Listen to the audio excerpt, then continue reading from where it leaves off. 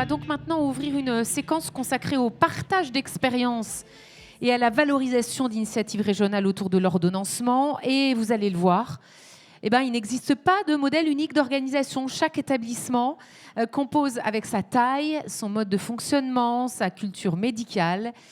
Mais il y a malgré tout des initiatives intéressantes qui émergent dans la région et certaines ont été rendues possibles grâce à des financements importants de l'ARS attribués à plusieurs établissements pour développer des cellules d'ordonnancement. Je ne vous apprends rien, vous le savez. C'est le cas des 4 établissements avec qui vous allez pouvoir échanger maintenant. Je vais donc appeler à me rejoindre le CHU de Montpellier, représenté par Sophia Boualali, que vous connaissez puisqu'elle était avec nous tout à l'heure, directrice des parcours de l'innovation organisationnelle et des blocs donc au CHU de Montpellier. On va également demander au CHU de Nîmes, représenté par Magali Luc, que vous connaissez également, directrice des opérations et des parcours patients de ce CHU. On va également appeler le CHIC de Castres-Mazamet, représenté par Josiane Boularan, qui est médecin urgentiste responsable médical des urgences SMUR. Venez par là. Voilà. Alors attention, mesdames, à vos chaises de ne pas tomber dans le vide. Faites très attention, s'il vous plaît. S'il faut déplacer un peu la table, n'hésitez pas. Faites attention. Et enfin, on va appeler le seul monsieur présent aujourd'hui sur cette table ronde. On peut l'applaudir et l'encourager. Le CHU de Toulouse, représenté par Fabien Martinez, qui va venir à côté de moi. Venez là. Directeur du pôle parcours patient, qualité, gestion des risques, relations avec les usagers. Merci à tous les 4 d'être avec nous et un merci tout particulier parce que l'exercice qu'on leur a demandé n'est pas simple. Connaissez-vous les pitchs? Les pitchs, c'est une petite présentation de 2 minutes, pas plus. On va y revenir sur le pas plus, je les vois se liquéfier, qui a pour objectif de susciter votre intérêt pour ensuite qu'on puisse en discuter. D'accord? Donc on leur a demandé très succinctement donc, de pitcher devant vous pour nous présenter un peu leur cellule d'ordonnancement et pour qu'on puisse en parler. Vous serez donc les acteurs majeurs de cette séquence. Eux sont là pour vous donner envie de dialoguer, mais c'est sur vous que je compte ensuite, très clairement.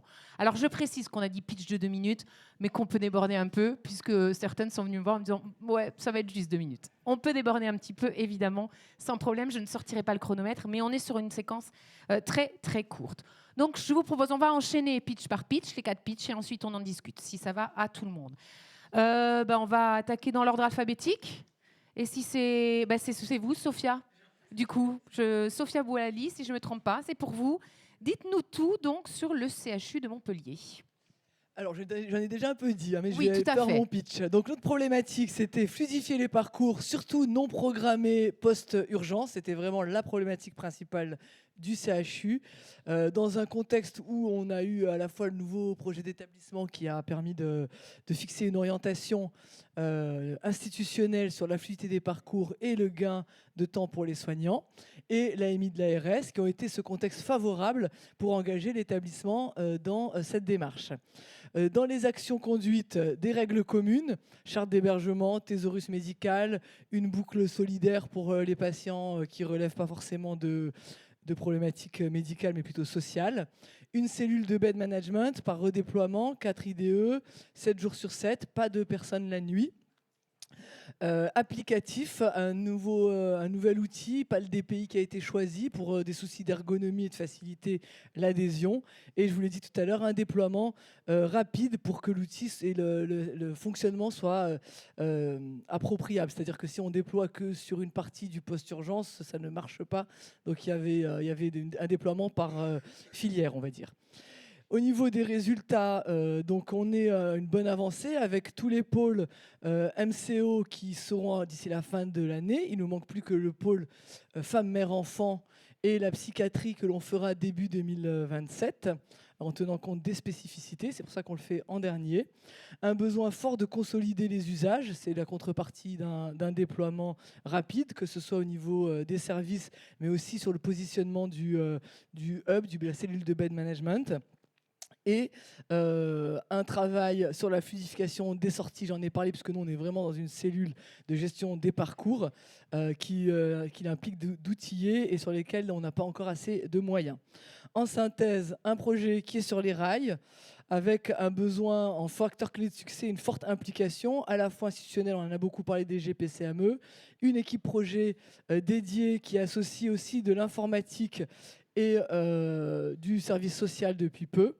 Le soutien institutionnel apporté au hub, à la cellule de bed management qui se retrouve en difficulté pour mettre en œuvre les décisions institutionnelles de Thésaurus, etc. Et voilà ce que je voulais dire en pitch d'introduction. Bravo, quelle efficacité. Merci beaucoup, Sophia. Vous restez évidemment avec nous et on va en discuter ensuite avec la salle. Si on continue par ordre alphabétique, Josiane Boularan, je pense que c'est à vous. Donc on vous écoute pour le CHIC de Castres-Mazamet. Oui, alors donc nous, depuis 2014, en fait, on se posait la question, puisque je suis médecin urgentiste, mais pas que, de cet afflux donc, de patients admis au service des urgences, de non programmés, et de la recherche de lits qui était devenue un vrai marathon, avec notamment le programmé qui venait impacter également, avec des lits réservés du vendredi soir jusqu'au lundi, en attendant l'entrée le lundi. Les périodes hivernales qui se sont rajoutées là-dessus avec les épidémies. Donc, nous avions commencé à déclencher le dispositif qui s'est appelé ensuite l'hôpital en tension. Et c'est imposé à nous comment appréhender et mettre en rapport et faire une cohésion entre le non programmé urgence et le programmé. Donc, une CACNP a été créée, dont je suis toujours la présidente, et on est parti avec la directrice des soins de l'hôpital avec une vraie réflexion, comment est-ce qu'on peut faire tout ça. Donc, en 2019, on a créé le premier poste, alors à l'époque, ça ne s'appelait pas bed manager, mais le gestionnaire des lits, qui a fait un travail énorme, on a fait en collaboration avec nous, et qui a créé le premier BJML journalier maison. Voilà, donc bien évidemment on utilise le BJML de l'ORU, hein, il y a zéro souci, vous le savez, qui est très très bien fait, il est proposé, mais on a fait notre propre BJML. Là-dessus, on a trouvé aussi intéressant l'idée de créer un salon de sortie pour que les lits soient libérés beaucoup plus tôt dans la journée et pas attendre que l'ambulance arrive ou que les familles arrivent. Derrière, on s'est posé aussi la question de ces fameux séjours longs de patients sociaux, de patients en attente d'EHPAD, etc. Et donc, on a créé la commission, ce qui s'appelle aujourd'hui la commission des séjours longs et ou complexes. Et donc, au bout de plus de 3 ans de réflexion, est venue bien évidemment à l'esprit la création de ce qu'on appelle aujourd'hui la cellule d'ordonnancement, qui s'est imposée à nous et qui est devenue indispensable parce qu'à un moment donné, avec ce qu'on avait créé, on était un peu bloqués. Voilà, donc on a appliqué la règle des 3B, ce que moi j'appelle la règle des 3B. C'est le bon patient dans le bon service pour la bonne durée. Voilà. Donc, la problématique qui se posait, c'était la visibilité de tout le monde, hein, et notamment aussi des urgentistes, de la disponibilité des lits. Donc, chaque service, alors je ne sais pas comment c'est chez vous, mais nous, chaque service a son petit panneau d'étiquette, on peut le dire, son petit panneau d'étiquette avec ses étiquettes tentées, couleurs différentes selon le médecin ou le chirurgien, le petit nom dessus. On le penche un peu parce qu'aujourd'hui il va sortir, donc vous voyez, c'était vraiment archaïque, hein, enfin, on peut le dire. Et donc notre bed manager devait passer matin et soir, faire avec son petit papier son tour de lit pour déposer aux urgences et que chaque service connaisse les lits disponibles dans l'établissement. Quand il y avait l'hôpital en tension, bien évidemment, c'était plusieurs fois par jour, puisque les urgentistes poussaient en disant « mais on fait quoi de nos patients, on fait quoi de nos patients ?» Donc c'est avéré devant nous qu'on était obligé d'avoir une informatisation de cette gestion des lits qui ne pouvait pas être non plus le même logiciel que notre DPI, ce n'était pas possible. Donc là, je remercie l'ARS puisqu'ils ont répondu positivement à notre dossier, donc on a bénéficié de l'AMI. Et grâce à tout ça, on a pu du coup s'informatiser. Et là, le troisième B, c'est-à-dire la bonne durée, la date prévisionnelle de sortie, est venu comme une évidence, hein, puisqu'on ne peut bien gérer que si on sait quand est-ce que les lits vont se libérer, parce que la cellule d'ordonnancement, c'est de l'organisation, certes, mais c'est de l'anticipation. Et aussi de l'anticipation pour tous ces patients programmés qui arrivent et qui, si on veut que ça se juxtapose et que ça fasse comme un Tetris, ben, il faut vraiment anticiper. Donc, cette date prévisionnelle de sortie, en fonction des médecins et des services, on va être honnête, hein, ben, ça marche ou ça marche moins bien. Il y en a qui font ça très très bien, il y en a qui font ça un peu de façon aléatoire. Et donc, du coup, on travaille, on n'a pas tout à fait fini, sur la création d'un thésaurus qui est travaillé en fonction du PMSI, en fonction de l'IPDMS et avec la participation des chefs de service et des médecins du DIM pour bien pouvoir justement à la fois mettre le bon patient au bon endroit et pour la bonne durée. Cette date prévisionnelle de sortie est bien évidemment modifiable par les médecins du service qui estiment que non, au final, le patient peut sortir plus tôt ou non, il va falloir rajouter des choses. Donc en conclusion de tout ça, alors je n'ai pas encore les chiffres, Hervé, mais je te promets, la prochaine fois, je te les donne. Mais il y a moins de déclenchement de la procédure hôpital en tension. On a eu l'adhésion globale des services de soins, même si encore on a quelques petites encore échanges à avoir avec certains médecins. On a une visibilité depuis les urgences des lits libres et disponibles en temps réel. Et ça permet aussi d'anticiper des patients programmés sur des moments de tension. Voilà. Merci beaucoup, Josiane. On enchaîne avec Magali. Allez, c'est parti. Alors, nous, rien de très original sur notre situation de départ. Hein. On est un établissement sous tension régulière, voire quasi constante, avec une très forte pression sur nos urgences. Malgré une recomposition de notre capacitaire et une augmentation du nombre de lits, notamment de post-urgence, toujours des difficultés à trouver des lits disponibles dans l'établissement. Et puis une gestion artisanale, avec des fiches chantées également. Voilà, on n'invente rien. Tout ça nous a conduit en tout cas à inscrire dans notre projet d'établissement le souhait de mettre en place une cellule d'ordonnancement. Nos objectifs, donc, c'était ne pas faire seulement de la gestion des lits, mais c'est structurer une cellule polyvalente sur la coordination des parcours. Ça nous a donc amené à créer, ou en tout cas, à créer la POPS. Donc, c'est la plateforme d'optimisation des parcours patients et des sorties, qui a bénéficié, elle aussi, d'un appui et d'un accompagnement de l'ARS. Un projet avec une fusée à 3 étages, 2 phases de déploiement, une phase pilote pour la gestion des lits qui a démarré en avril 2024 sur 362 lits, puis une deuxième étage de la fusée depuis janvier 2025, une extension de la gestion des lits à 607 lits. Et puis la troisième brique qu'on peine encore à mettre en place, mais on va y arriver, c'est effectivement des EDE de parcours qui vont être au cœur des services pour faire de la programmation et pour faire de l'ordonnancement des lits dès la programmation des hospitalisations. Une organisation cible, en tout cas, qui est aujourd'hui plutôt bien ancrée. On a un bed manager 7 jours sur 7 au service des urgences, 2 bed managers 5 jours sur 7 sur la médecine, sur tous les services de médecine et de chirurgie, et puis un bed manager aussi sur la semaine uniquement, sur les parcours. Donc c'est l'aide à la sortie complexe, l'aide au remplissage des demandes trajectoires, etc. etc. Une tentative de logiciel de gestion des lits, tentative qui a échoué. Je pourrais vous en dire un petit peu plus après si vous le souhaitez. Et puis aujourd'hui, nos bed managers jonglent, si je puis dire, avec 5 logiciels différents pour la gestion des patients et la gestion des flux. Non, mais c'est pas propre à Nîmes, mais en tout cas, ça existe aussi ailleurs. Petit point d'avancement. Donc aujourd'hui, effectivement, on fait de la gestion des lits, on fait du parcours, on a rédigé nos modes opératoires, nos process, ou en tout cas, on sait comment on doit fonctionner, et il nous manque la brique encore ordonnancement qui viendra dès qu'on aura, bien évidemment, un logiciel qui nous permettra de le faire, en tout cas d'avoir une vision d'ensemble sur les lits. Ce que l'on a appris, alors on ne crée pas des lits, on n'a pas de baguette magique, on n'a pas réussi. Par contre, ça fluidifie, ça sécurise, ça clarifie un peu les responsabilités de chacun en matière de gestion des lits. Quelques freins quand même qu'on a constatés très rapidement, qui persistent. Ça m'embête un peu de le dire, mais ça persiste. La résistance au changement.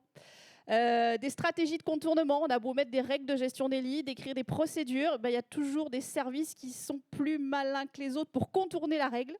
Ça, au quotidien, c'est un peu usant, il faut le dire. Et puis, je l'ai dit tout à l'heure là, sur la tentative de logiciel métier pour la gestion des lits, quelques dysfonctionnements techniques qui nous ont conduit à arrêter ce projet-là, en tout cas, et de le reprendre sur de nouvelles bases.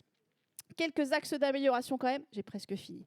On a quand même beaucoup travaillé sur nos parcours. Les parcours, par exemple, de repli d'interventionnel pour tout ce qui est intervention en secteur interventionnel, la psychiatrie depuis les urgences, l'hospitalisation depuis une consultation. Voilà, c'est des choses qu'on travaille, enfin en tout cas, qu'on travaille en fait au-delà de la gestion des lits. C'est ce que j'ai dit tout à l'heure, le projet POPS ou la plateforme POPS, c'est vraiment quelque chose de global. C'est pas que la gestion des lits, c'est pas que de l'ordonnancement, c'est aussi l'optimisation des parcours et c'est aussi la gestion de la sortie.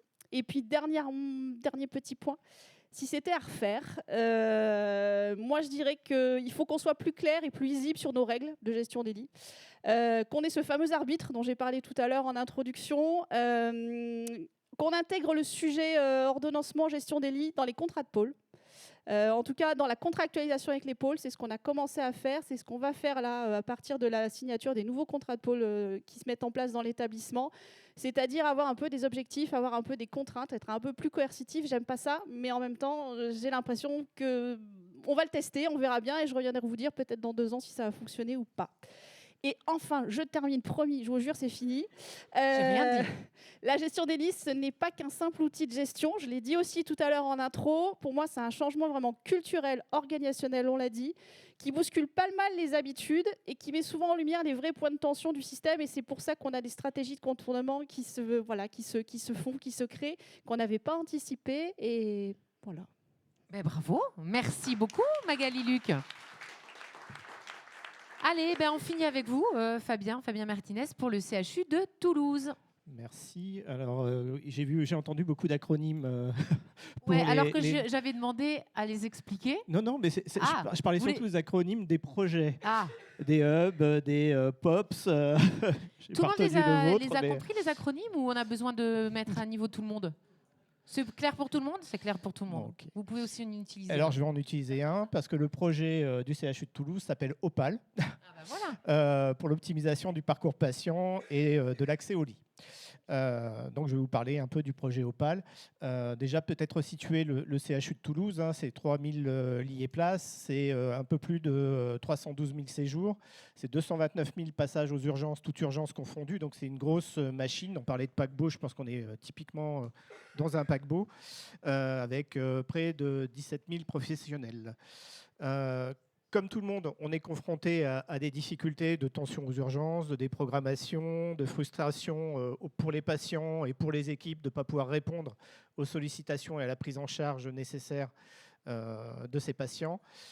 Et souvent, on constate que la gestion des lits, elle est cloisonnée, chronophage et en réactivité, c'est-à-dire on n'anticipe pas. Tu parlais de l'anticipation, je pense qu'effectivement, ces projets sont vraiment aussi... je crois que un des maîtres mots, c'est l'anticipation des parcours.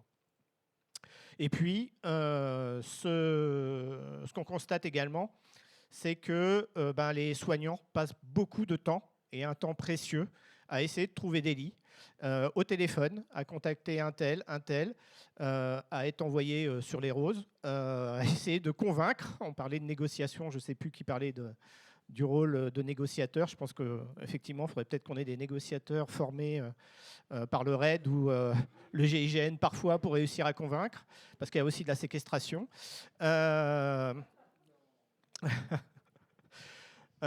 Et puis, on n'a pas toujours la vision aussi du capacitaire en temps réel de nos lits disponibles au sein des services. Donc, ce projet doit répondre à tout ça.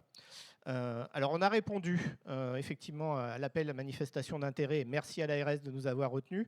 Donc ça, c'était fin 2023. 2024, une année, je dirais, d'état des lieux, de benchmark auprès aussi d'autres établissements qui s'étaient déjà lancés dans cette démarche.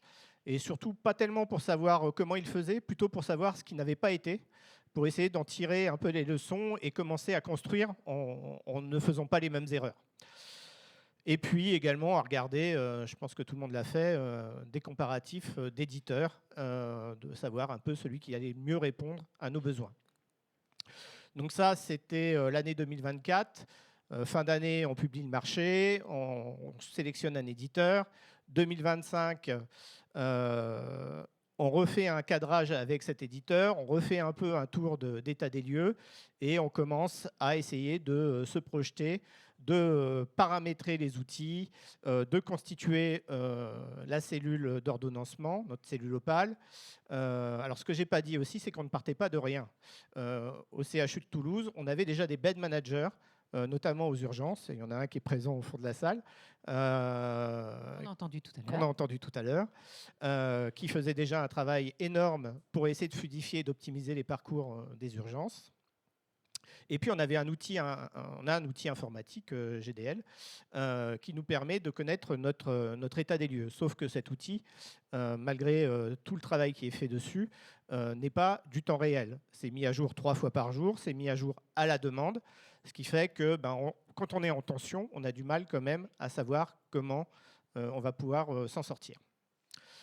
Donc on se projette dans une démarche où on dit on va commencer par un site pilote. Je pense qu'on a tous fait un peu la même chose, essayer de tester déjà sur un petit secteur avant de pouvoir déployer sur le reste. Donc on avait choisi 2 pôles et puis on a eu un petit bug technique qui nous a fait prendre un peu de retard. Donc on est maintenant dans une phase où on a réglé je pense qu'on a réglé notre bug technique, on va tester là, mais je pense qu'on a trouvé la solution et on va pouvoir se lancer sur nos sites pilotes avec une projection sur l'ensemble des sites de Rangueil-Larrey et ensuite sur le reste du CHU, donc Purpan. C'est un projet qui est porté, on discutait du portage du projet en début de matinée. C'est un projet qui est porté vraiment institutionnellement par la direction générale et la présidence de la CME, qui suivent ça de très près. C'est également porté, piloté, je devrais dire, par une commission qui est une sous-commission de la CME, présidée par 2 médecins, qui s'appelle la commission des hospitalisations, qui se réunit tous les lundis soirs pour suivre ce projet et on assurait la projection, la mise en œuvre. Donc un portage vraiment très institutionnel, très managérial, très fort. Je pense que ça, c'est très important, avec des communications régulières en CME auprès des communautés médicales, auprès des équipes d'encadrement également, pour expliquer le projet, pour montrer l'outil, pour montrer aussi son ergonomie et l'utilisation et l'utilité qu'il en aura. Et ça couvre quand même un périmètre qui est très large, puisqu'on part des préadmissions programmées jusqu'à la confirmation de la sortie. On parle de l'optimisation de l'aval des urgences. On parle de l'hébergement dans les sites, dans les différents sites interservices. Et on parle de la connaissance du capacitaire en temps réel avec la date prévisionnelle de sortie qui est à renseigner autant que nécessaire au travers de l'outil. Des points de vigilance.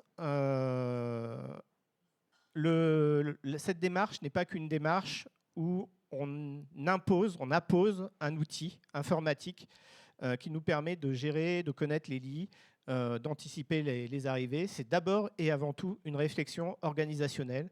Et on parlait de conduite du changement, je pense que c'est le cœur du sujet. Si on ne passe pas par cette conduite du changement, par cet accompagnement au changement, mettre un outil, mettre des bed managers, ça ne suffira pas, c'est voué à l'échec. Et vous m'aviez demandé de faire des messages clés. Allez, à retenir. Alors, 3 messages clés pour moi. C'est un projet structurant pour tout le CHU. Ça ne se limite pas, comme je le disais, à un outil, mais c'est un changement de culture vers une gestion plus transversale et partagée des lits. C'est également des bénéfices qui doivent être concrets pour tous. C'est moins d'appels téléphoniques pour les soignants, moins d'attentes aux urgences pour les patients et un meilleur pilotage de notre capacitaire pour l'ensemble de l'établissement. Et puis, c'est un projet qui n'est pas simple, qui a des freins, mais il y a aussi des défis techniques, des défis organisationnels à relever. Et puis, ça nécessite l'adhésion, vraiment une adhésion forte. Et pour ça, c'est la communication, les échanges, la négociation avec l'ensemble des acteurs pour acquérir cette adhésion médico-soignante, pas uniquement médicale, mais aussi soignante. Voilà. Merci beaucoup, Fabien. Voilà, donc pour nos 4 pitchs sont maintenant terminés. Donc merci à tous les 4 en tout cas d'avoir fait cet effort.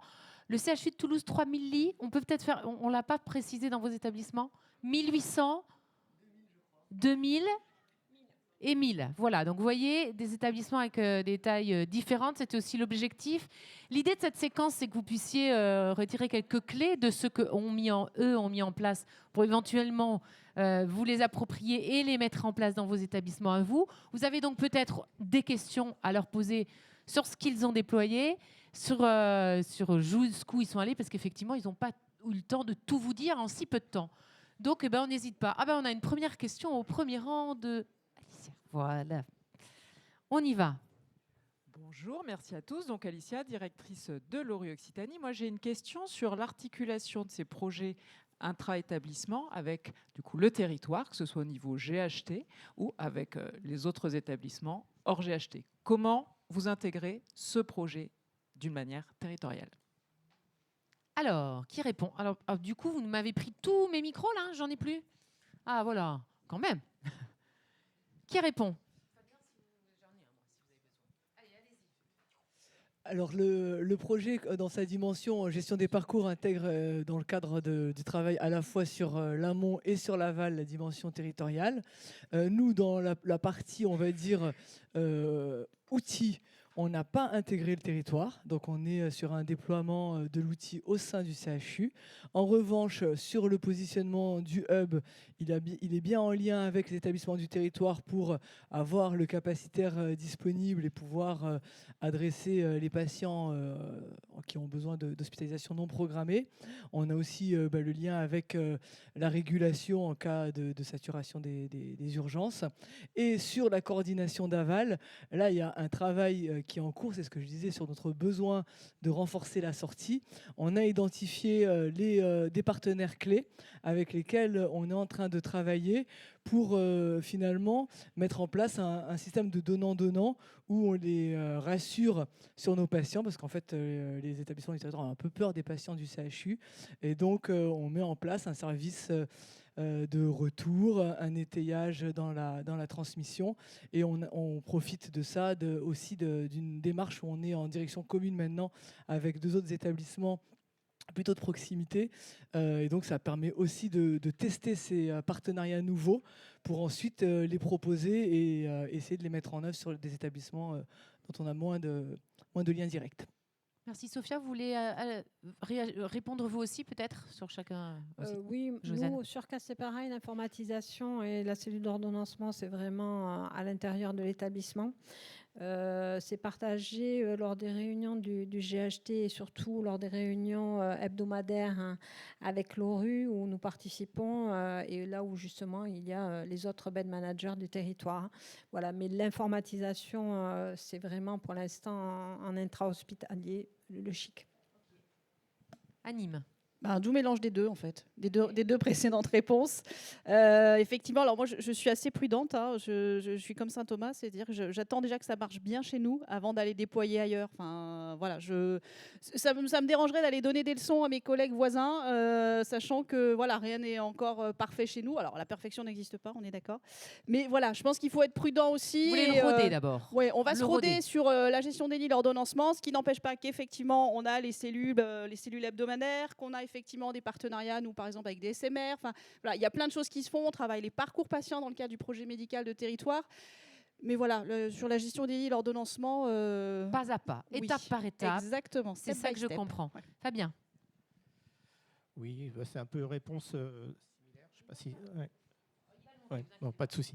Oui, une réponse un peu similaire. Aujourd'hui, on n'a pas un outil qui est déployé sur le territoire. Ça ne veut pas dire qu'on ne l'a pas prévu, mais on ne s'est pas lancé là-dedans parce que déjà, il faut qu'on réussisse à ce que ça fonctionne bien au niveau du CHU.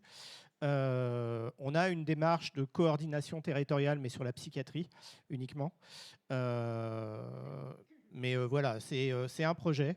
Après, il faut aussi réussir à convaincre les établissements du territoire d'utiliser le même outil et de fonctionner un peu de la même manière que nous. Donc, pour l'instant, on essaye de faire que ça marche. Je pense que le site pilote, c'est pour ça qu'on prend un peu de temps. C'est qu'on ne veut pas qu'on se rate. Parce que si on rate le site pilote, tous les freins vont se lever. Et on n'y arrivera plus. On va avoir que des blocages. Donc, il est vraiment important qu'on soit sûr que quand on appuie sur le bouton, ça fonctionne et ça fonctionne bien et que tout le monde y trouve un intérêt, déjà chez nous. Ça met une petite pression quand même. Alors, on a plein de questions et ça, c'est top. Ça veut dire que vous avez suscité l'intérêt. Questions, réactions ou si vous avez des choses à exprimer. Alors, vous avez des micros. Je vois des mains qui se lèvent, mais je ne sais pas si... Allez-y, on vous écoute. Oui, c'était ma question. Est-ce que ça marche? C'est-à-dire, est-ce que vous suivez vos libres encarts estimés? Est-ce que vous avez moins d'hôpital en tension déclenché sur vos établissements? Ou est-ce que c'est un bidule, un truc, un machin en plus? Alors, c'est un bidule, un machin, un truc en plus ou pas? On y revient sur le « ouais, j'y crois pas » en fait. Qui répond? Allez, je me lance. Alors, au niveau donc, nous, on est sur du déploiement. Donc, déjà, il y a un sujet de développer l'usage de la cellule de bed management pour pouvoir évaluer son intérêt et de mettre en place les outils de pilotage. Sur hôpital en tension, j'avoue que l'été dernier, on l'a déclenché sur la fin de l'été. On en a fait un rétex. On essaye de s'assurer qu'on a des disponibilités de lits. La difficulté, c'est que au niveau de nos tensions capacitaires, ce n'est pas uniquement un problème de gestion. Des fois, c'est des problèmes de ressources humaines. Donc, il y a quand même un côté un peu multifactoriel dans l'hôpital en tension qui fait que c'est tout un problème de l'évaluation de l'intérêt, on va dire, de ce développement. C'est que quand des fois on a des situations de crise, c'est pas uniquement un seul facteur. En revanche, on a des retours, nous, sur des services qui ont pris le parti, et nos services post-urgence sont vraiment inclus et très au fait de la démarche. Ils ont mis en place une régulation des admissions non programmées, qu'elles soient en entrée directe ou en entrée post-urgence. Donc, on a des réponses rapides. On a une vision de leur programmer, eux aussi long, pour pouvoir mieux gérer leur lit. Et il y a un gain de temps important. Les services qui sont les plus adeptes du fonctionnement du bed management ne font plus d'appels téléphoniques et demandent avant tout une carte de demande d'hospitalisation dans l'outil informatique avant de répondre à qui que ce soit et à quoi que ce soit. Donc on a des services qui sont très promoteurs et pour lesquels on a un fonctionnement qui est vraiment plus fluide que ça a pu être par le passé. Oui, vous voulez réagir? Docteur Mourou. Et après, oui. Donc, la question que j'avais, c'est est-ce que dans vos projets respectifs, vous prenez en compte l'accès à l'hospitalisation pour la médecine de ville? Tu veux dire les entrées directes? Tout à fait. Oui. Nous, en tous les cas, sur Castres, les entrées directes font partie du projet et sont même calées sur notre logiciel informatique en entrée directe. Oui, elles sont prises en compte, les entrées directes, les entrées programmées chirurgicales ou médicales, etc., les entrées non programmées et des urgences. Voilà. Donc, ce que je veux dire, c'est que est-ce que c'est la porte d'entrée pour hospitaliser un patient pour un médecin généraliste? Ça peut être la porte d'entrée maintenant. Elle est peu utilisée, je dirais. Voilà, elle est peu utilisée par les services pour différentes raisons. Manque de lits ou manque de personnel ou un patient qui leur paraît trop lourd pour être admis directement dans le service, où on a besoin de commencer à dégrossir le patient. Voilà, ça marche dans des services comme la cardiologie qui prend beaucoup d'entrées directes. Voilà, c'est plus spécifique. La gériatrie, ils en prennent, mais un petit peu moins, parce que souvent, ce sont des patients âgés, polypathologiques, donc qui ont besoin... voilà, donc c'est très variable. Ça dépend des services, mais oui, c'est compté dans notre logiciel. Et je voulais juste répondre à la question de tout à l'heure. La cellule d'ordonnancement, ce n'est pas quelque chose de miraculeux. C'est quelque chose qui se construit pas à pas, qui nécessite beaucoup, on l'a tous dit, d'anticipation de l'humain, de la communication. Il faut vraiment que les chefs de projet s'investissent énormément de temps dedans pour que tout le monde monte dans le train, parce que pour moi c'est un train. Des fois on s'arrête à certaines gares parce qu'on n'avait pas pensé à quelque chose, mais on repart derrière. C'est quelque chose qui se construit, je dirais, tous les jours et qui s'améliore tous les jours. Mais ce n'est pas un claquement de doigts. Ce n'est pas parce que vous allez mettre sur votre CH « j'ai créé une cellule d'ordonnancement » que tout va disparaître. Voilà, c'était... Oui, peut-être aux deux sujets. Le premier, effectivement, sur hôpital en tension, ce n'est pas parce qu'on met en place une cellule d'ordonnancement qu'il n'y aura plus d'hôpital en tension. Toulouse, par exemple, c'est la métropole toulousaine, prend 25 000 habitants par an. L'hôpital ne grandit pas, le capacitaire de l'hôpital ne grandit pas de manière proportionnelle au flux de patients qui peuvent arriver. Donc forcément, on a une activité aux urgences qui est, j'allais dire, quasi régulièrement en tension. Par contre, ça doit permettre d'avoir une meilleure anticipation, une meilleure fluidification, mais ça ne réglera pas le problème de l'hôpital en tension. On sera forcément avec des périodes, des saisonnalités aussi. On l'a connu, on le connaît au moment de l'hiver, on le connaît à la période d'été. Quand il y a aussi des fermetures de lits saisonnières, ça devient aussi plus problématique à gérer. Enfin bon, voilà. Je pense que c'est pas que la cellule qui règle le sujet des hôpitaux en tension. Là aussi, c'est multifactoriel. Pour les entrées directes, oui, c'est pris en compte dans le cadre de la cellule. Ça passe quand même nécessairement par le service. Ce n'est pas la cellule qui va introduire, qui va admettre un patient dans un service parce qu'elle a été contactée. Forcément, c'est un contact préalable du médecin de ville au médecin de spécialité qui va dire « Ok, je te le prends ». On prévient la cellule et la cellule lui trouve un lit, soit dans le service, donc c'est qu'elle n'a pas de problème, soit en hébergement. Voilà. Mais ce n'est pas la cellule qui admet le patient sans avoir un accord préalable du spécialiste. On parlera cet après-midi du rôle des médecins généralistes dans l'équation. Oui, alors il y a plein de questions. Bah, écoutez, on va toutes les prendre. Allez-y. Qui commence? Celui ou celle qui a le micro? Je ne vois pas d'ici. Madame, on vous écoute. Présentez-vous si vous voulez bien. C'est toujours Virginie Delpal, CHU Nîmes. Du coup, ma question se pose plutôt dans l'opérationnalité pour le docteur Boularan. Vous avez parlé de thésaurus. Je m'interrogeais, est-ce que les admissions, le thésaurus s'applique ou est-ce qu'il faut toujours négocier avec les services d'hospitalisation pour faire accepter les patients? Tout le monde est OK avec le thésaurus, avec ce terme, on est d'accord? OK, donc on peut y aller. Donc, comme je disais tout à l'heure, en fait, le thésaurus, il est en cours de finalisation. Donc, pour l'instant, il n'est absolument pas finalisé. L'idée, c'est multiple. C'est à la fois de mettre le bon patient au bon endroit, mais ça n'empêchera pas l'échange et la communication de médecin à médecin, parce que ça, je pense que c'est important à conserver. Et surtout, l'idée, c'est qu'en fonction donc, du PMSI, on puisse avoir une date prévisionnelle de sortie. Parce que la cellule d'ordonnancement dont on parle depuis tout à l'heure, sans date prévisionnelle de sortie, vous êtes aveugle. Ça ne sert pas au final à grand-chose. Voilà. Donc, le but de ce thésaurus, c'est déjà que ce soit validé. On l'a fait en partenariat avec les chefs de service, mais il faudra encore valider ces fameuses dates de sortie et la date moyenne de séjour. Mais ça ne va pas du tout empêcher la communication entre médecins. Voilà. Elle peut ne pas se faire, si vraiment le diagnostic est évident et qu'il y a du lit. La nuit, elle ne se fait pas, cette communication entre médecins, des patients des urgences. On ne réveille pas systématiquement le médecin de médecine interne, par exemple, pour y mettre un patient dedans. Voilà. C'est aussi pour cette aide-là. Voilà. Je ne sais pas si j'ai répondu à votre question. Bonjour, Quentin Emleter, cadre des urgences à la Polyclinique Saint-Roch à Montpellier. C'était plutôt pour faire un retour sur le hub de Montpellier. Quand ils ont mis en place le hub au niveau du territoire, du coup, ça a servi parce que du coup, on a des relations privilégiées avec eux. Et typiquement, quand on a eu des patients complexes de la clinique à vouloir admettre au CHU, la plus grande complexité, c'est de trouver le bon service, le bon médecin, de passer des appels, etc. Et aujourd'hui, on a une porte d'entrée, c'est le hub. On leur explique le cas à une personne.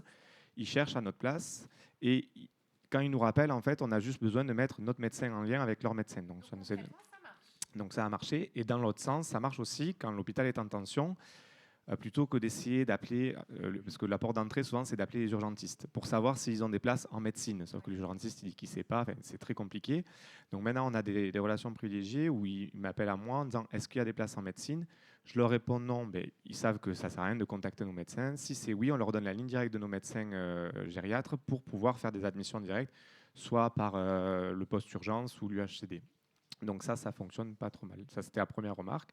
Et la deuxième, c'était sur les admissions directes pour les patients qui sont admis, surtout pour les patients de plus de 75 ans admis directement dans les services. Donc ça fonctionne, il y a des établissements qui le font. Ça nécessite par contre un bon réseau entre les médecins qui sont intra-hospitaliers avec le territoire. Il faut qu'il y ait de bons réseaux. Ça marche très bien à Bossuet où j'étais avant parce que les médecins ont un très bon réseau avec les médecins traitants de ville. Il y a des outils qui existent comme VTHNP, mais honnêtement, ça ne fonctionne pas très bien. Mais du coup, oui, les admissions en direct, ça fonctionne et ça intéresse les établissements puisqu'aujourd'hui, c'est valorisé par l'ARS. Le réseau voilà. avec les médecins de ville, on y reviendra effectivement tout à l'heure. Je pense qu'il y a des choses à en dire. En tout cas, merci pour ce retour d'expérience. Alors, on a une autre question, on vous écoute. Toujours Élise de Nouvelle-Aquitaine. Je reviens sur la question des tensions hospitalières et sur la question des flux entrants des patients avec le flux programmé, le flux d'ADNP et le flux non programmé issu des urgences. Quid de l'accès au programmé par les cellules d'ordonnancement qui permettrait en période de tension de jouer sur le programmé en anticipation parce qu'on sait très bien que là, maintenant, à l'instant T, le programmé, les patients qui rentrent, ils sont prévus pour dans 3, 4, 5 mois, 6 mois, en fonction des spécialités. Donc, quid de cette anticipation par les cellules d'ordonnancement, du programmé également, de manière à réduire les épisodes de tension sur les établissements et de pression sur les établissements, puisqu'on sait aussi de manière immuable que la période épidémique grippe, Covid, bronchiaux, en fonction de la spécialité, etc., et de réduction de capacitaire en été, avec la saisonnalité sur certains établissements, on sait que ça va arriver. Voilà. Est-ce que vous le faites et sinon, est-ce que c'est prévu dans le développement des cellules d'ordonnancement au sein des établissements ? Alors, sur l'anticipation des grandes périodes de tension qu'on connaît, l'hiver, l'été, alors nous déjà, je pense pas propre au territoire du Gard, mais pour le coup, on a notre DD30 qui organise une cellule en fait commune à tous les établissements. On a les établissements, on a le SDIS, on a la médecine libérale. Et l'idée, c'est un petit peu d'analyser à partir des données qui nous sont fournies par l'ORU, un petit peu ce qui s'est passé, de faire une rétrospection sur ce qui s'est passé l'été ou l'hiver précédent et de se dire cet été, comment on va le gérer. Typiquement, en tout cas pour ce qui concerne le CHU de Nîmes, les dernières données que j'ai pour l'été 2026 sur les données 2025, en gros, par exemple, nos fermetures de lits n'ont finalement pas du tout joué sur la tension qui a pu se présenter au cours de l'été. Enfin voilà, donc c'est des choses qu'on analyse quand même. On a les demandes de fermeture aussi annuelles, les fermetures estivales de lits pour des congés parce qu'on a une baisse d'activité sur la chirurgie notamment. Là aussi, nous on fait tout un travail en fait d'analyse de ces fermetures de façon rétrospective, de combien on a hébergé l'été précédent, est-ce qu'on a rouvert des lits les étés précédents. Enfin voilà, on fait un peu tout ce travail, un petit peu ce travail sur nous-mêmes pour savoir ce qui s'est passé. Et puis sinon au quotidien et au jour le jour, moi je parlais plutôt de la chirurgie, parce que sur la médecine, on n'est pas franchement très au point sur le programmé, en tout cas sur le programmé de chir. Tous les jours, nous, les bed managers, en fait, produisent un tableau de bord qui permet d'alerter ou pas les services de chirurgie en disant attention, à J+1, pour l'instant on est sur du J+1, mais je vous rappelle qu'on est sur du manuel, de l'artisanal, mais quand même. À J+1, attention, votre solde entre entrée-sortie demain va complètement exploser, ça passe pas, organisez-vous. Je vous le donne en mille, généralement il ne se passe rien jusqu'au lendemain midi où on se redit ça passe toujours pas et ça passera pas. Mais au moins on a cet effort et en tout cas on a ce souci d'analyser, de pouvoir collecter les données et de pouvoir essayer d'alerter un peu les services pour dire attention. Bon voilà, mais il faut que ça mûrisse, il faut que ça vienne. Voilà, et puis c'est de la chirurgie, donc c'est un petit peu particulier aussi. Mais voilà, on a quand même ce souci effectivement d'anticiper tout ce qui est grosse période de tension, et puis au quotidien, le jour, quand on voit apparaître le mur, on n'attend pas qu'il arrive. En tout cas, on fait un signal d'alerte.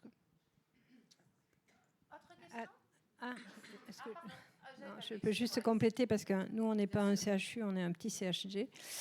Nous, notre procédure d'hôpital en tension est en fait stratifiée.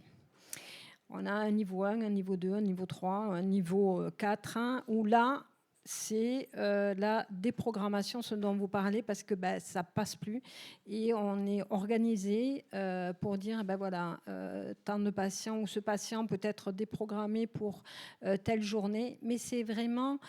En fait, c'est pas qu'on est tous les jours en hôpital en tension, mais grâce à notre BJML maison, entre guillemets, qui est tel jour, par exemple, jeudi 16 avril, on sait qu'on va avoir en moyenne, on doit avoir tant de places dans l'hôpital. On voit que ça ne va pas passer.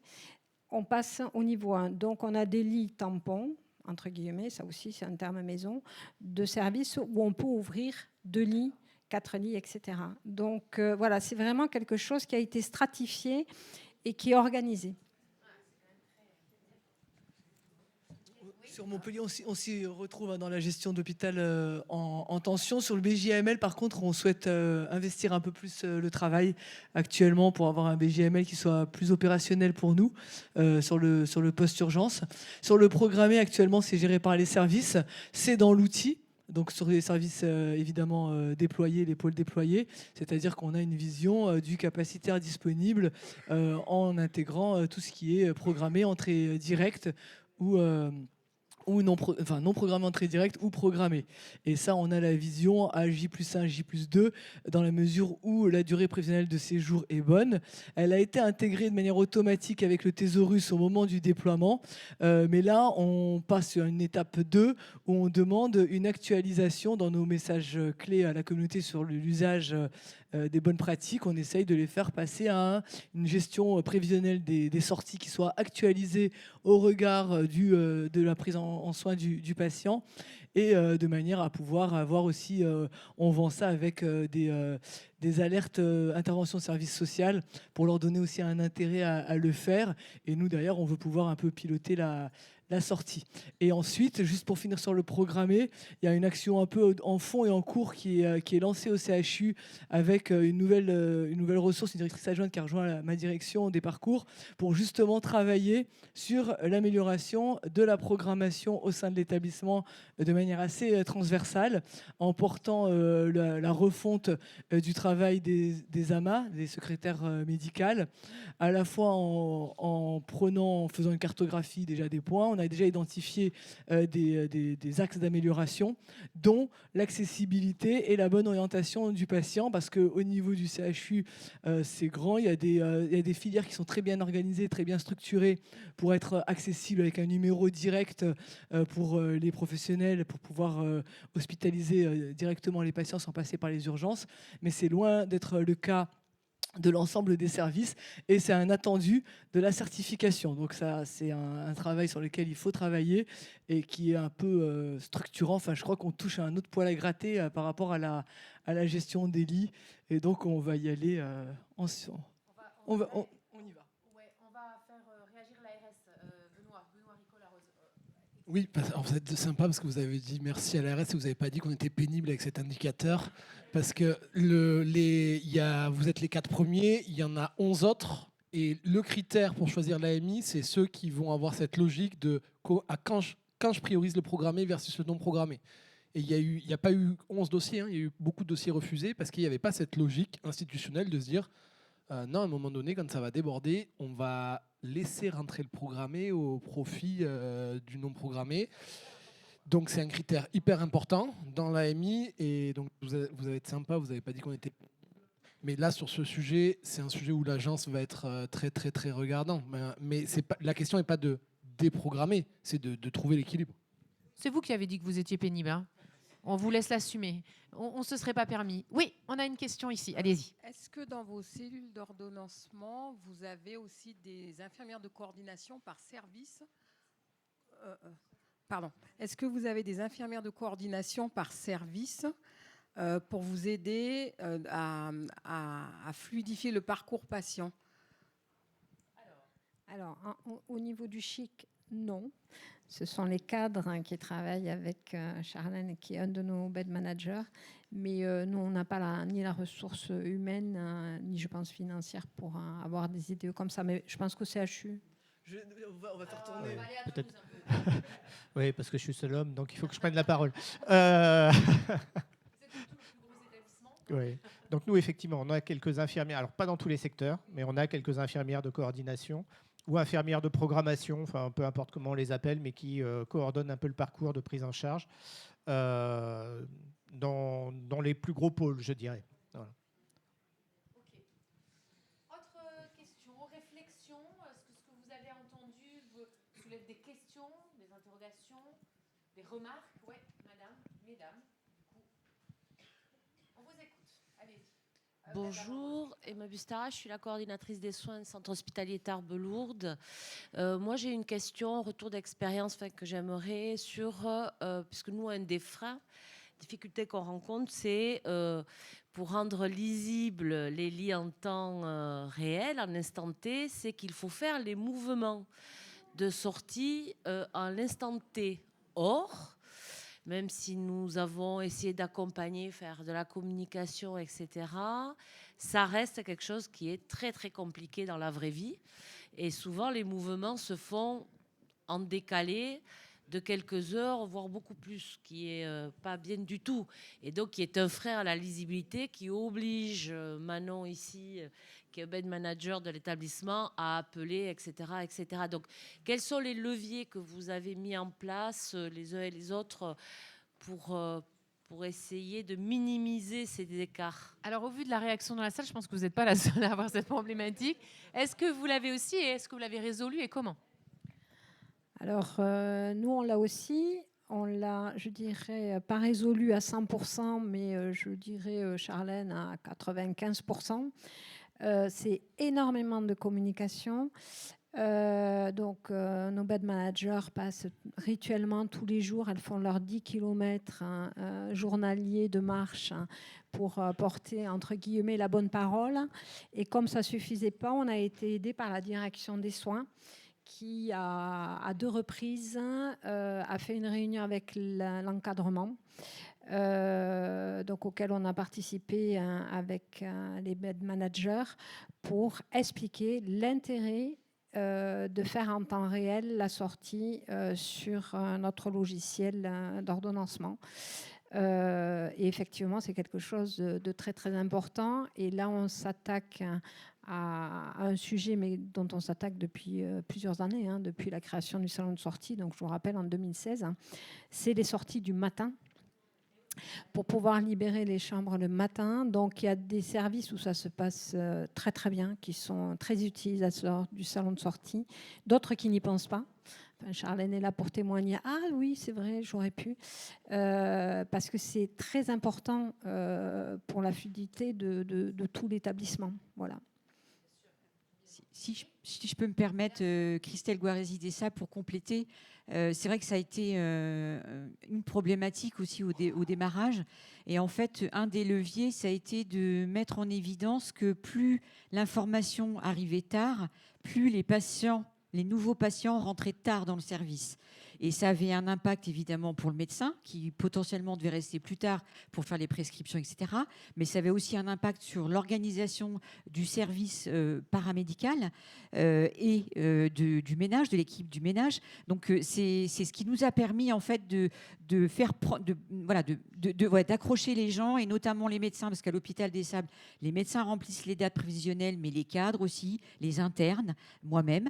Et en fait, ceux qui lâchaient un peu le wagon au départ se sont rendus compte que ça avait un intérêt précieux pour eux, notamment pour pouvoir partir éventuellement à l'heure le soir. Il faut savoir leur parler, en fait. C'est ça, là, le sujet. Autre question, réaction? Oui? Attends, je vais venir sans micro. Je ne sais pas si on va vous entendre au fond. Une question par rapport... on va prendre un un micro parce qu'on va pas. Voilà. Bonjour. Bonjour, Carole Glaise du Centre hospitalier de Béziers. J'avais juste une question par rapport aux applications informatiques que vous utilisez. Donc, j'ai bien entendu que les DPI ne répondent pas à ces besoins. Est-ce que, pour vous équiper, vous avez fait une sorte de veille du marché et quelles sont les applications que vous percevez les plus performantes pour utiliser, mettre en œuvre une cellule d'ordonnancement. Du moins, on a le droit de faire lesquelles... de la pub. Oui. Non, mais voilà, c'est aussi un partage d'expérience et de voilà. Lesquelles vous utilisez du coup. Voilà, donc oui, vous avez le droit de faire la pub. Je réponds à la question. Alors pour Castres, donc notre DPI c'est Easily. On attend, au moment où ça a été installé, on nous avait promis effectivement une gestion des lits, etc. Donc on a attendu. Bon, au final, la gestion des lits n'est toujours pas d'actualité à ce jour pour ce logiciel qui marche très très bien par ailleurs pour plein d'autres choses. Et donc on a vu, je dirais, 5 sociétés qui proposaient un logiciel tel qu'on le concevait, c'est-à-dire de gestion des lits et d'ordonnancement. On en a retenu un, c'est AMC, c'est le logiciel Sésame. Je ne sais pas s'il y a un représentant dans la salle d'AMC. Voilà. Voilà. Ils sont deux, c'est vrai. Je les avais vus tout à l'heure, mais je ne savais pas s'ils étaient restés. Et donc, c'est un logiciel qui est très visuel. Très facile à s'approprier, où on peut faire, qui est très évolutif. Après, je réclame 10%, vous direz, Monsieur Duval. Non, franchement, c'est sincère. Et Dieu sait qu'on en a vu. Enfin, Charlène est là, puisqu'on les voyait toutes les deux avec Monsieur Planel, l'informaticien. Et on fait un excellent travail. Ils sont réactifs. Alors, on fait un peu notre sauce locale aussi, hein, on peut le dire, on demande des choses pour que tout soit bien clair. Hein. Et justement, le fait que ce soit, alors ludique entre guillemets, mais plutôt visuel, ça a permis aux équipes paramédicales de s'approprier le logiciel. C'est simple, c'est intuitif. Et pour nous, enfin avec Charlène, si tu veux prendre la parole, tu peux, mais c'est vrai, c'était vraiment notre point essentiel. Efficacité, simplicité, intuitivité. Voilà, pour que tout le monde y adhère. Alors moi, j'ai pas participé au choix. Je sais qu'il y avait eu du benchmark de fait avec d'autres établissements, une concurrence, mais là, j'y étais pas. Actuellement, on utilise Silbo comme outil. Le CHU a été un des premiers, je crois. Il y avait Bordeaux aussi, mais du coup, on a eu un service assez 5 étoiles pour le déployer sur mesure, puisqu'on a été un peu leur porte de vente, quoi. Voilà, donc on a été soigné. Par rapport au retour d'expérience, il est ergonomique, il est performant. On a eu quelques difficultés dans leur réactivité ces derniers temps, ce qui n'était pas l'habitude de l'équipe projet. Donc on a un peu tapé du poing sur la table dernièrement.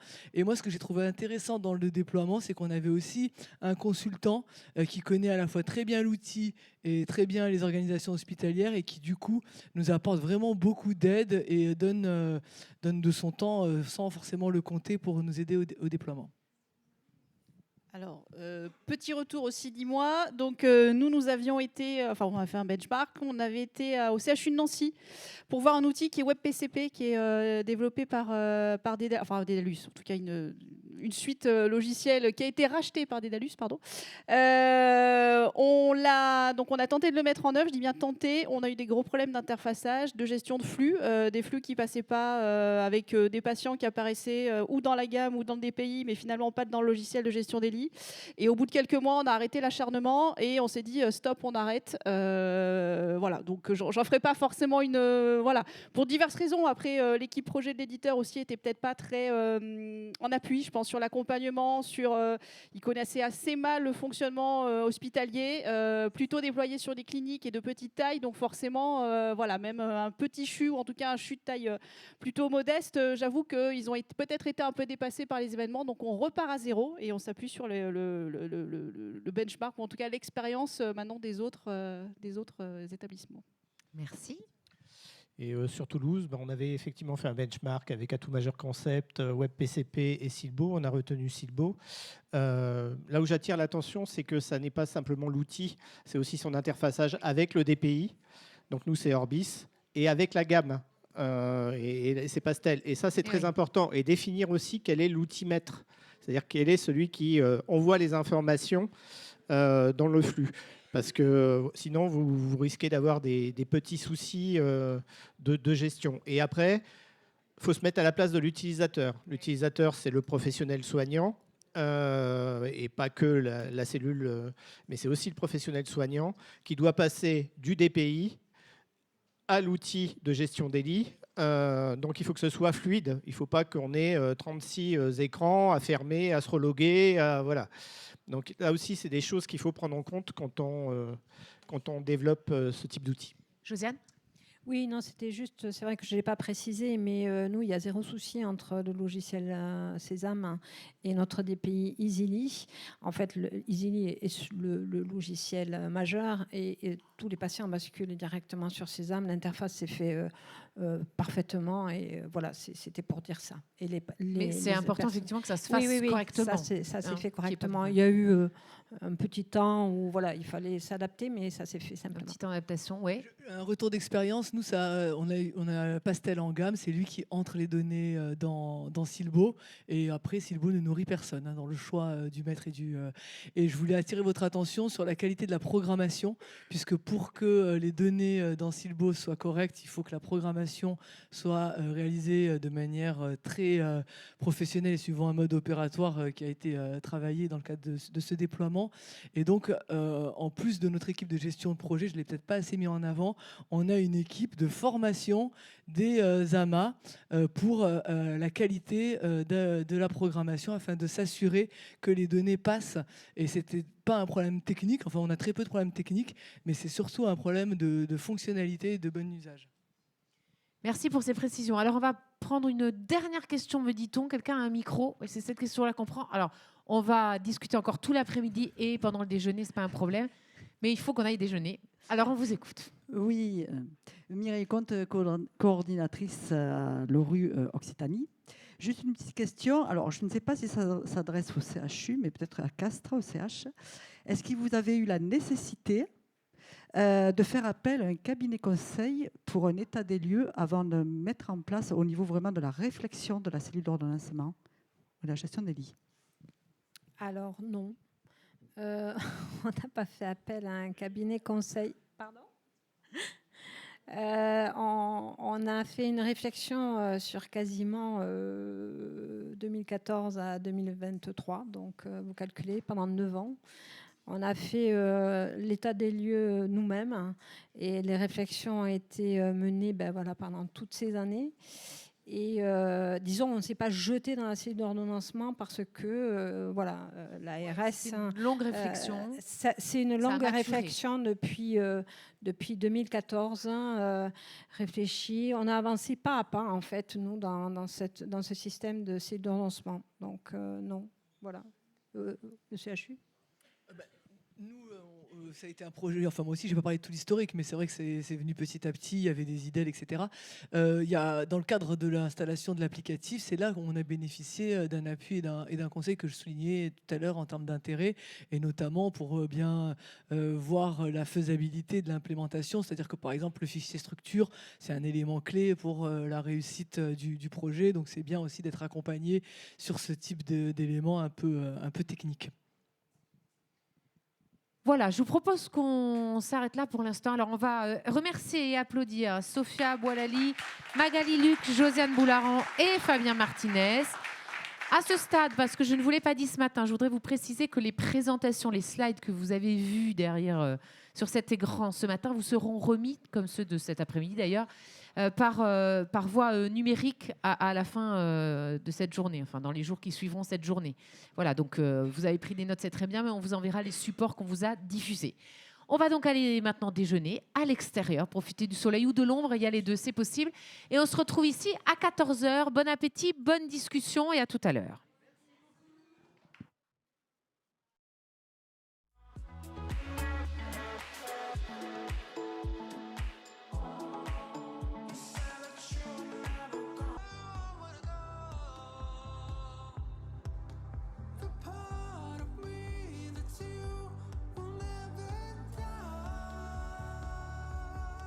So when I'm on top,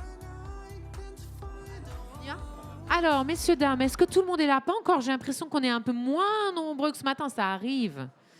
Alors, je sais que vous avez froid. C'est parce qu'on vient dehors et qu'il fait très chaud et que la clim était très forte pendant qu'on n'était pas là. On vient de demander à la baisser. Donc, ne vous inquiétez pas, ça va s'arrêter. Voilà. Oui, les intervenants du débat. Voilà. Donc, ce matin, on a fait chauffer la température. On va essayer de refaire la même chose cet après-midi. Allez, on attend les retardateurs et on va démarrer.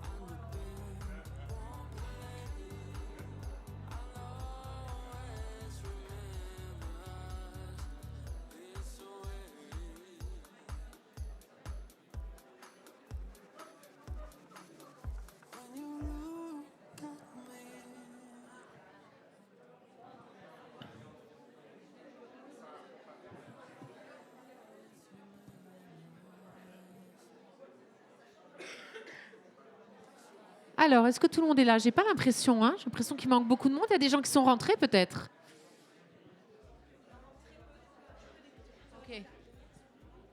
Ok. Alors, on me dit qu'on démarre. L'idée, c'est vraiment qu'on finisse à 17h et qu'on vous libère tous parce que certains d'entre vous viennent de loin. Donc, on va essayer de respecter le timing. Et j'en profite pour dire aux intervenants à qui on a fixé un timing d'essayer de bien le tenir cet après-midi. Ce sera important. On va démarrer pour se remettre dans le truc et se remettre un peu en jambes par un petit quiz, sondage, questionnaire. Vous allez voir, je vais vous demander si vous voulez bien de vous munir de vos téléphones. Et on va vous demander de scanner le petit QR code que voici, que voilà. Le petit QR code que voici, que voilà. Le voilà. Donc pour ce quiz time, ça va prendre que quelques minutes, mais c'est histoire de tous se reconnecter sur la même chose, à savoir le bed management, dont on parle depuis ce matin. Allez, je vous laisse vous connecter. Est-ce que tout le monde a accès au quiz time? Ok, pas encore? On peut switcher? Ah non, attends, pas tout à fait encore. Hop, hop, hop, voilà. Voilà. Donc, c'est un petit quiz, sondage, auquel vous allez pouvoir répondre en live et qui va nous permettre de voir qui répond quoi. Et vous n'avez pas réussi. Alors, attendez, on recommence. Tout le monde, c'est bon pour tout le monde ou ça ne marche pas? Qu'est-ce qui se passe? Ah, ça marche. Est-ce que c'est bon pour vous, madame? Non? Ah, d'accord. Bon, ben, vous ferez avec votre voisine. Ça a marché, madame? Voilà, on va partager le téléphone. Voilà, c'est ça. Ah, attendez, alors à ceux qui viennent d'arriver, est-ce que vous pouvez scanner rapidement le QR code? Attends, il y a des gens qui arrivent encore. Je suis désolée. Ils sont déjà en train de répondre. Tranquille, tranquille, on va le faire étape par étape. Voilà. Allez, pour tous ceux qui viennent d'arriver, un petit coup de téléphone sur le QR code. Et puis on va jouer ensemble, ou en tout cas, ça va nous engager des conversations ensemble.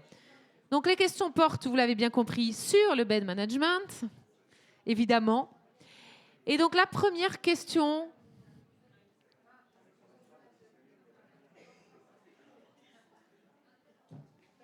Pareil qu'il faut que je monte sur l'estrade. Ah oui, effectivement, je confirme, là on a bien de la lumière. Alors, oh mais je vois rien du tout, je vais me remettre là. Oh, ça devait être gênant pour les intervenants ce matin, cette lumière, non? Ok. Je réalise maintenant, moi j'étais bien dans mon coin. Allez, on démarre, si vous voulez bien. Donc, quelques questions qui vont apparaître sur votre écran auxquelles vous allez pouvoir répondre. Bon, déjà, il y en a pas mal qui ont répondu. Quelle est, selon vous, la compétence numéro 1 d'un bon bed manager en 2026? On en a parlé ce matin, puisque je demandais les qualités d'un bon bed manager à madame. Être diplomate, maîtriser les chiffres ou avoir les gènes de la déesse Shiva, à savoir 10 bras. Et c'est pour ça que ce matin, dans l'arbre, dans le nuage de mots, je rigolais, puisque je savais qu'on aurait cette question sur Shiva. Et donc, ce qui ressort en première position, eh bien, c'est être diplomate. 79% d'entre vous pensent que c'est la qualité qu'il faut absolument avoir. Avoir les gènes de l'ADH Shiva, bon, ben, ça monte aussi, 18%. Et maîtriser les chiffres, donc 4%. Cette première réponse donc, fait donc plutôt l'unanimité. La qualité principale, être diplomate. Deuxième question, quel est le défi le plus inattendu que vous avez rencontré dans la gestion des listes cette année? A. Un afflux de patients en même temps que des départs retardés, comme un embouteillage imprévu. 2. La coordination entre les services quand les outils informatiques ne communiquent pas entre eux. 3. Les demandes de lits urgentes qui arrivent par 3 à la fois comme une vague surprise. Bon, voilà, pour le coup, c'est un peu plus mitigé. J'ai l'impression que c'est un petit peu des 3. Ça dépend, là encore, j'imagine, des établissements. Qu'est-ce qui arrive en tête? Bon, c'est serré, hein, c'est assez serré. Voilà, je vous laisse tous voter. Pendant que vous finissez de voter, pardon, c'est moi, excusez-moi. Je vais aller voir qui a répondu quoi. Qu'est-ce qu'on n'a pas encore entendu depuis ce matin? Qu'est-ce que vous avez répondu, madame? Alors, la première réponse, l'embouteillage avec de lits avec les départs retardés. Alors, première réponse pour vous, madame. Qu'est-ce que vous avez répondu, monsieur, vous? La même. La même aussi? Bon, c'est a priori pas, c'est celle qui se dégage de toute façon de... Ouais, c'est à peu près kiff hein, sur cette question-là. Je propose qu'on passe à la suivante. Si vous aviez une baguette magique pour améliorer un aspect du bed management, lequel choisiriez-vous? Un système de prédiction des sorties pour anticiper les disponibilités, comme une boule de cristal, par exemple. Des lits qui s'adaptent automatiquement aux besoins des patients, exemple lit médicalisé qui se transforme en lit standard. Ou une communication instantanée entre tous les acteurs, médecins, infirmiers, logistiques, pour éviter les malentendus. Alors, qu'est-ce que vous me répondez sur cette question-là? On regarde. Oh, bon, alors là, ça me paraît assez clair. C'est une baguette magique qu'il faut, me dit-on. En tout cas, ça revient quand même beaucoup, cette communication instantanée entre tous les acteurs. C'est quand même un truc qu'on a déjà entendu ce matin. Hein. Donc, ça confirme vos craintes. Vous êtes tous d'accord? Hein? Oui, bon, visiblement, là, il n'y a pas photo. On est sur cette troisième réponse, effectivement. Allez, on enchaîne avec la quatrième question. Si vous deviez comparer la gestion des lits à une activité, laquelle retiendriez-vous et pourquoi? Le rugby, il faut une stratégie d'équipe, de la réactivité et parfois des arbitrages difficiles. Le Tetris, on doit optimiser l'espace en temps réel sans laisser de trous. La course de relais, chaque service passe le témoin, le patient, au bon moment pour assurer la fluidité. Ah, alors est-ce que c'est parce qu'on est en Occitanie que c'est le rugby qui sort en premier? Ça se pourrait bien que ce soit un peu influencé par la région et le territoire. Mais effectivement, on se retrouve sur le rugby plutôt. Un petit 18% pour le Tetris et un 16% pour la course de relais. Bon, là aussi, ça fait l'unanimité, il n'y a pas trop de débat. On va rester là-dessus. Question numéro 5, regardez, là aussi. Quel film ou série résume le mieux pour vous une journée type en bed management? Urgence, pour le rythme effréné et les décisions rapides. Le château ambulant, parce qu'on doit sans cesse réorganiser l'espace. Mission impossible, parfois trouver un lit relève de l'exploit. Ou un jour sans fin, chaque journée est unique, mais certaines situations se répètent. Bon, je ne suis pas sûre que ça mérite beaucoup de commentaires. On est tous d'accord, enfin vous êtes tous d'accord, un jour sans fin. Et évidemment, on fait tous le souhait qu'un jour, ça change. Je vous le souhaite en tout cas. Donc un jour sans fin, on retiendra ça. Question numéro 6. Allez. En une phrase, décrivez votre philosophie de gestion des lits. Anticiper, communiquer et garder une marge pour l'imprévu. 2. Un lit libre au bon endroit, au bon moment, pour les bons patients. Ou 3. La fluidité avant tout. Comme un fleuve, il faut éviter les barrages. Alors, oh, là aussi, c'est assez... Ça bouge encore. Je vous laisse le temps de terminer. On est quand même plutôt sur anticiper, communiquer et garder une marge pour l'imprévu. C'est d'ailleurs un peu ce qu'on a entendu ce matin, hein. C'est quand même assez à l'image de ce que vous m'avez dit ce matin. Donc on va valider cette réponse-là, ou en tout cas celle qui rencontre le plus de suffrages est effectivement la première. Question numéro 7. Attention. Quel conseil donneriez-vous à un nouvel arrivant dans la fonction de bed management? Restez zen. Même quand tout semble bloqué, une solution existe toujours. Communiquez, communiquez, communiquez et vérifiez 2 fois. Anticipez les sorties comme si c'était une science exacte, même si ce n'est pas le cas. Et enfin, fais-toi des alliés dans tous les services. La solidarité sauve les journées. Alors, écoutez, ok. Très bien. Donc, la solidarité entre les services, c'est bien. Donc, avoir des amis dans chaque service pour pouvoir les appeler en cas de problème. Bon. Ok. Alors, on va valider celle-là pour vous. Alors, on note quand même que le communiquer, communiquer, communiquer arrive en 2e position. Et ça reflète assez bien ce qu'on s'est dit ce matin aussi, hein. Bon, anticiper les sorties un peu moins et rester zen, évidemment. Mais malgré tout, ça ne vous paraît pas... le plus important. Alors, il nous reste 3 questions, mais celle-ci, regardez, on vous propose des réponses. Alors, attention, en moyenne, en 2025, combien de passages ont été enregistrés par jour sur la région Occitanie, donc, on est d'accord. Pardon, combien de passages ont été enregistrés aux urgences par jour sur la région? Alors, est-ce que c'est 3000 passages ou 5000 passages, à votre avis? 3000 passages ou 5000 passages? Eh bien, vous êtes 95% à avoir raison. Effectivement, 5000 passages enregistrés par jour aux urgences sur la région en moyenne en 2025. Inutile de vous dire que c'est énorme, je pense que vous l'avez tous constaté et compris. Allez, on passe à la question suivante. Sur justement 10 de ces passages aux urgences, combien aboutissent finalement à une hospitalisation après prise en charge?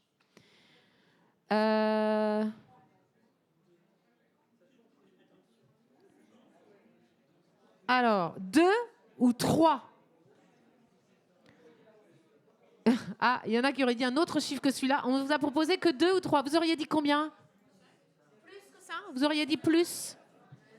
Ok. C'est 1 sur 2, vous auriez dit? Donc 5? Non, pas ça.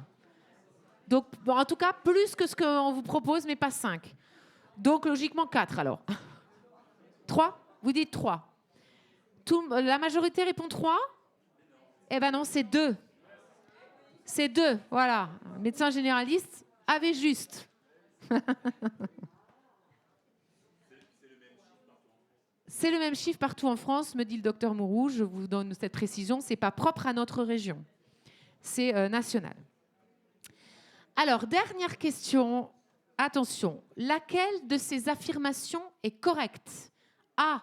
La météo influence significativement la fréquentation des urgences. B. Les patients défavorisés utilisent beaucoup plus les urgences. Alors, dans le sud, vous dites c'est la météo. Ah, mais je ne sais pas, je vous entends dire ça. Ok. Alors, 70-30 70-30. Bah écoutez, je vais vous faire une réponse de Polichinelle. Ah, alors allez-y. Je fais la réponse et vous compléterez. Eh bien, c'est une très bonne question. Et figurez-vous qu'il y a 2 études scientifiques qui pourront nous éclairer prochainement sur ces questions. Elles sont en cours à l'ORU pour analyser ces tendances. Et vous pourrez donc suivre leurs résultats en 2026 et 2027 afin donc de découvrir la réponse définitive. Ces 2 études, la première, c'est impact des températures sur la fréquentation des services d'urgence. Et la seconde, analyse des recours aux soins urgents en Occitanie selon les disparités socio-économiques des patients. Ce qui veut dire donc qu'on n'a pas encore la réponse, que les études sont en cours. Alors on a peut-être une petite idée, docteur Mourou, je vous laisse compléter. Oui, absolument. Alors la première est faite, on a été obligé d'aller chercher un médecin en Suisse. Il est à côté de qui est à vous côté et on de moi. l'entendra tout à l'heure. Voilà, qui fait cette étude sur l'influence du changement climatique sur les passages aux urgences. La deuxième, c'est une étude que l'on fait actuellement, pour lesquelles les chiffres ont été récupérés. Et en fait, oui, c'est très net. Le niveau socio-économique influence énormément le passage aux urgences, en sachant qu'en fait, il n'y a pas quand on regarde un petit peu dans le détail, je ne vais pas tout révéler, mais on se rend compte qu'ils ne consomment pas plus pour rien, en fait. Ils consomment plus, mais parce qu'ils sont plus malades, en fait. Et ça, c'est déjà été montré, que l'insuffisance cardiaque, l'AVC, etc., était proportionnelle, en fait, inversement proportionnelle avec le niveau socio-économique.